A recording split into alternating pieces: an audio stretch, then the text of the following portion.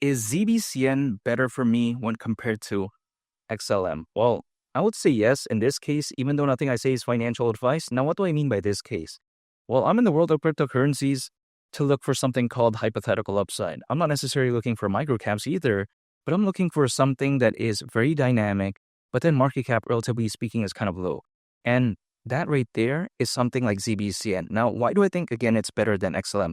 First of all, I'm just arguing the hypothetical upside. I'm not arguing the fundamentals because let's face it, if we take a look at the Stellar blockchain, it's very dynamic. It's lightning fast, too much fans, too much hype. XLM has way too many holders, which actually is a good thing in my opinion.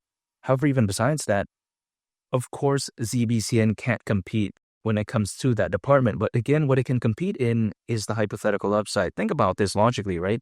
If let's say ZBCN were to hypothetically go to the price of 10 cents, again, this isn't financial advice, but if it were to do that, considering current circulating supply, market cap would be around $7.5 billion, which is around a 100x from here, which may seem a little bit crazy really at first glance, but that's not even 10% of Dogecoin's all-time high market cap. So again, I think it's too crazy. But even besides that, we take a look at something like, XLM, right? XLM can't do a 100x from here. The current market cap of it is currently around $8.5 billion.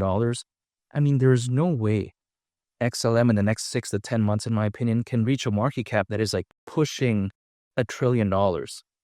Yeah, I just don't think that's logical. Now, I'm not saying XLM is bad, but then because it's done so well, which is actually a compliment, now at this point, the hypothetical upside really isn't that dynamic, right? This is just the way I take a look at it. It's like, for instance, winning 5 Super Bowls. Is there really room to win like 10? Maybe. But, it's not like the same as like, this up and coming player that's winning like 1, 2, and 3 or 4 Super Bowls, right? That's the way I take a look at ZBCN. It's up and coming as opposed to already winning like 5 Super Bowls. That's just the way I view it. Now, if we take a look at something like, Zebec, right? The Zebec Network more specifically. This is actually very fantastic because when people oftentimes talk about ZBCN, they just think, oh, wow, it's a carbon copy of like, Stellar or Ripple. This is kind of boring, man. The Zebec Network's not that dynamic. Well, in my opinion, even though at first glance it may seem like a carbon copy, I don't think there's anything necessarily wrong with that because think about this, right? If we take a look at Popeyes, we take a look at, something like KFC, McDonald's, In-N-Out. By nature, if you think about it, categorically, a lot of people would say that, hey, these are fast food restaurants. Now, they're not really reinventing the cuisine, right? They're just putting their own twist on it. And it's a proven market. We know it works. Much like in the world of these projects that are focused on payments, right? Financial services, global trade and finance, which something like Stellar, I would arguably say is much like Zebec. So there's really nothing wrong with Zebec kind of being focused on a market that's already proven to work. At least that's the way I take a look at it, right?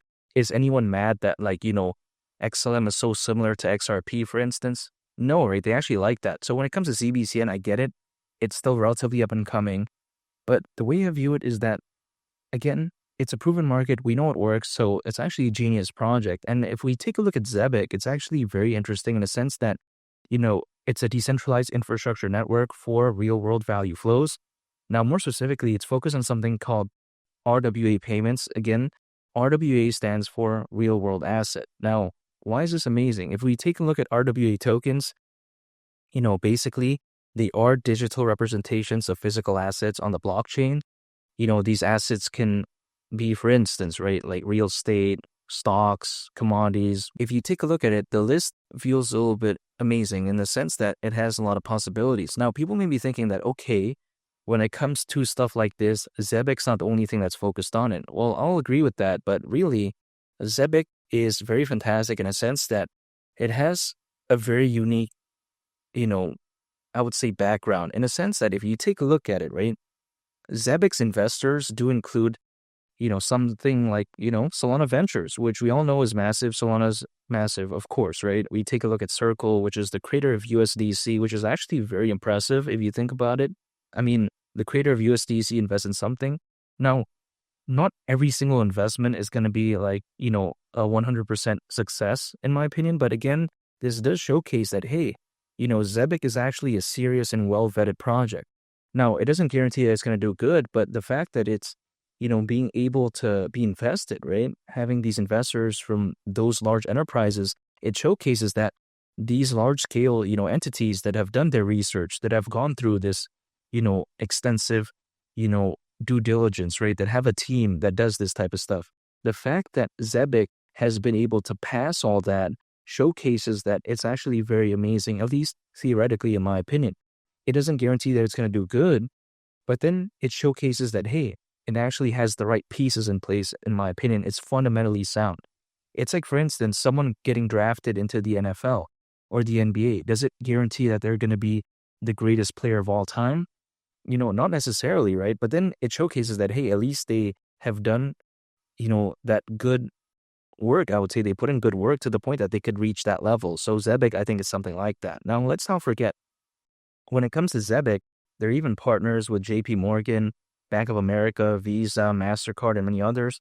Now, let's just let this sink in, right? Do you think something like JP Morgan, Bank of America, again, MasterCard or Visa, would partner up with something that they think is bad? I just highly doubt that, because if they thought it was bad, why would they partner up with it, right? It just make no sense. So the fact that Zebec is able to get stuff like this, right, it showcases, again, just how amazing it is. Now, not to mention, we take a look at, when it comes to Zebec, there's around 50,000 monthly users, there's around 250 payroll enterprise clients, and its payroll volume is allegedly not too long ago around $1 billion. So again, this is just a very fantastic project overall. Now, of course, in terms of adoption and everything like that, it can't compete with something like Stellar. But then again, I do believe that it's a very unique project nonetheless. And for a lot of my friends who are saying, oh, they missed out on the run when it comes to XLM and all this type of stuff, I totally understand that, but we can't go back in time. Now, personally for me, instead of focusing on XLM and then worrying about what I did or did not do in the past,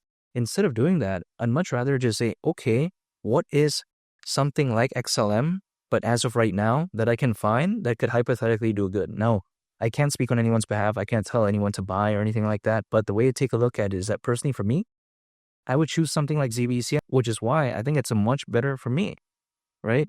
Or should I say a much better pick for me? And this is why I love ZBCN so much. When I see there's over 600 million crypto owners, according to Crypto.com research, when I see that, historically speaking, altcoins, as a worst case scenario, can peak around 18 months after a Bitcoin halving event, which would actually mean around October this year. When I take a look at stuff like this, I feel like not only this burn could be very amazing with over 500 million crypto owners, but I view like near the end of this year, kind of not as a very long timeline, right? I still feel like it's actually not that long. And let's say in the next 9 months, let's say, right, as we see the bull run progress all the way until the end, I would say, of near 2025, I do believe that if I could only focus on one project and one only within this space, that is payments, right, financial services, global trade and finance, it's going to have to be ZBCN over XLM. I think it's just a much better pick for me, and ZBCN at the price of 10 cents wouldn't surprise me whatsoever. And make sure to subscribe if you gain value from this video. Greatly appreciated. It's me, the Captain, and I'll catch you all in the next one. I'm out. Peace. Bye.